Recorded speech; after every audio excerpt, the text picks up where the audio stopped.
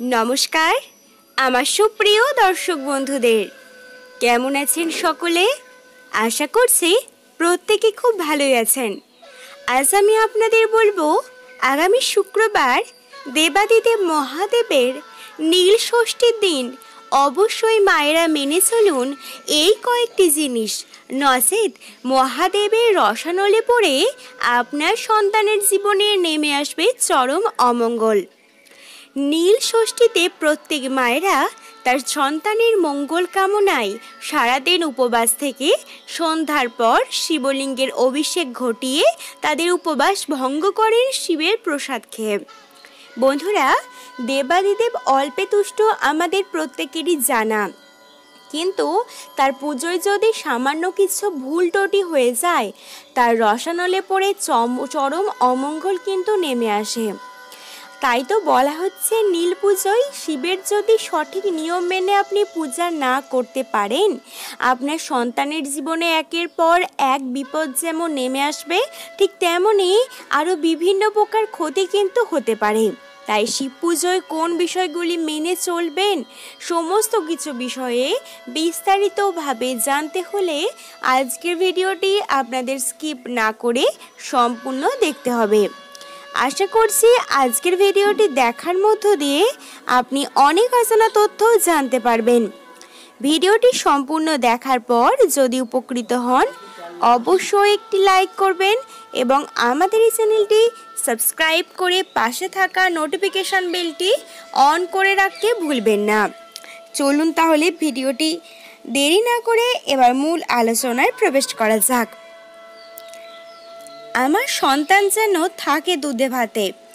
অন্নদামঙ্গল কাব্যে দেবী অন্নপূর্ণার কাছে এ প্রার্থনা জানিয়েছিলেন ঈশ্বর পাটনি। বাংলার মায়েদের মনের এই চিরন্তন প্রার্থনায় যেন ধরা পড়ে নীল ষষ্ঠী ব্রতর মধ্যে। সন্তানের মঙ্গল কামনা করে এই ব্রত রাখেন বাংলার মায়েরা। চৈত্র সংক্রান্তির আগের দিন প্রচণ্ড গরমের মধ্যেও সারাদিন নির্জলা উপবাস রাখেন তারা। সন্ধ্যাবেলা শিবলিঙ্গের জল ঢেলে মহাদেবের পুজোর প্রসাদ খেয়ে তারা উপবাস ভঙ্গ করেন। চৈত্র সংক্রান্তির আগের দিন পঞ্জিকা অনুসারে ষষ্ঠী তিথি নয়, তা হলেও এই দিন নীল ষষ্ঠী ব্রত পালন করা হয়। বাংলার 12 মাসের 13 পার্বণের অন্যতম হল নীল ষষ্ঠী। 2024 সালে আগামী 12 এপ্রিল শুক্রবার নীল ষষ্ঠী পালিত হবে। নীল ষষ্ঠীতে যে বিষয়গুলি মেনে চলতে হবে তার মধ্যে প্রথমত হলো, সবার প্রথমে মনে রাখতে হবে শিব পুজো করার সময় যেন কোনোভাবেই শিবলিঙ্গের গায়ে আঘাত না লাগে। খুব ধীরে ধীরে শিবলিঙ্গের পূজা করতে হবে, শিবলিঙ্গের অভিষেক ঘটাতে হবে এবং শিবের পছন্দের জিনিসগুলি শিবলিঙ্গে উৎসর্গ করতে হবে। কোনোভাবেই যদি শিবলিঙ্গে স্পর্শ হয়ে যায় আপনার হাত বা শিবলিঙ্গে যদি আঘাত লাগে, হিতে ফল কিন্তু বিপরীত হতে সময় লাগবে না। তাই অতি সাবধানতার সাথে আপনাকে এই ক্রিয়াটি কিন্তু করতে হবে। দ্বিতীয়ত, সন্তানের মঙ্গল কামনার জন্য মায়েদের শিবলিঙ্গের অভিষেক ঘটানোর সময় যে জিনিসগুলি অবশ্যই অর্পণ করতে হবে সেটি হলো গঙ্গার জলের মধ্যে কাঁচা দুধ, কাঁচা হলুদের রস এবং সাদা চন্দন, যেগুলি প্রত্যেকটি শিবের খুবই প্রিয়। এই জিনিসগুলি নীল পুজোর দিন কোনো মায়ের যদি তার সন্তানের মঙ্গল কামনায় শিবলিঙ্গে এইগুলি অর্পণ করেন, বিশেষ পরিমাণে সুফল তিনি লক্ষ্য করতে পারবেন। সন্তানের জীবন থেকে সমস্ত বাধা বিপত্তি দূর করতে চাইলে নীল পুজোর দিন একটি ছোট রূপোর ত্রিশূলের লকেট নিন।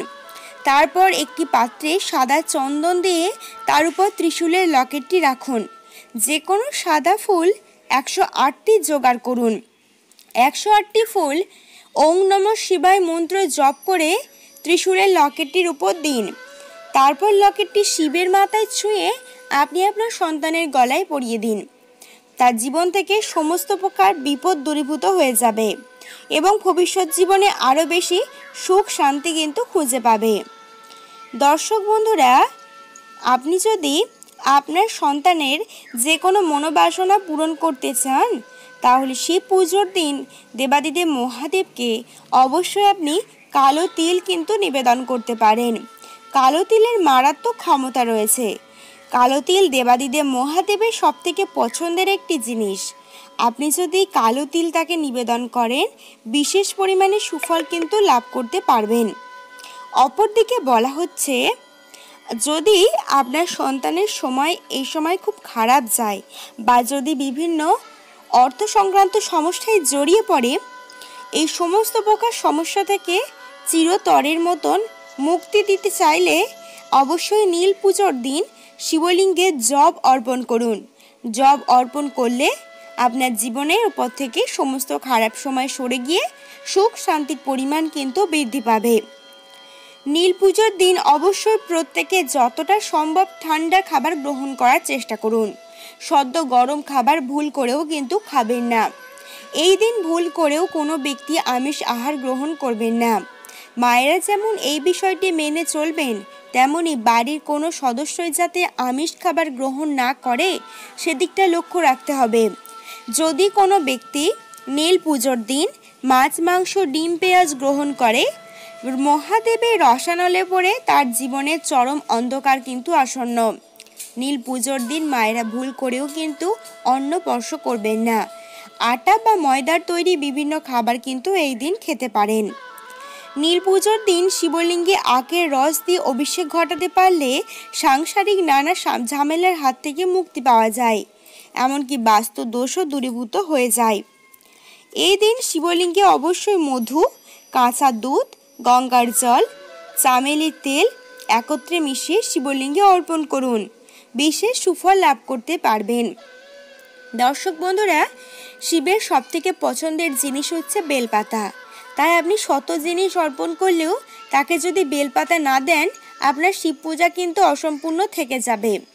3টি নিখুঁত পত্রযুক্ত বেলপাতাই শিবলিঙ্গের কিন্তু বিশেষ পরিমাণে তুষ্ট করতে পারে। তবে বন্ধুরা, বেলপাতাগুলি যাতে কোনোরূপ খুঁতযুক্ত না হয় সেই বিষয়টি কিন্তু লক্ষ্য রাখতে হবে। একেবারে 3টি পত্রযুক্ত নিখুঁত বেলপাতা আপনাকে শিবলিঙ্গে অর্পণ করতে হবে। তবে সেটিকে অবশ্যই গঙ্গার জলে ধুয়ে শুদ্ধ করে নিতে হবে। এরপরে আপনি কিন্তু বেলপাতাগুলি সাদা চন্দন লেপন করে শিবলিঙ্গের মাথায় কিন্তু অর্পণ করবেন। বেলপাতা সোজা দিকটি যাতে শিবলিঙ্গে স্পর্শ করে থাকে সেদিকটা লক্ষ্য রাখতে হবে। ভুল করে উল্টো দিকটা শিবলিঙ্গের উপর কিন্তু স্পর্শ করাবেন না। উল্টো দিকটা সবসময় উপর দিকে থাকবে এবং সোজা দিকটা শিবলিঙ্গ স্পর্শ করে থাকবে।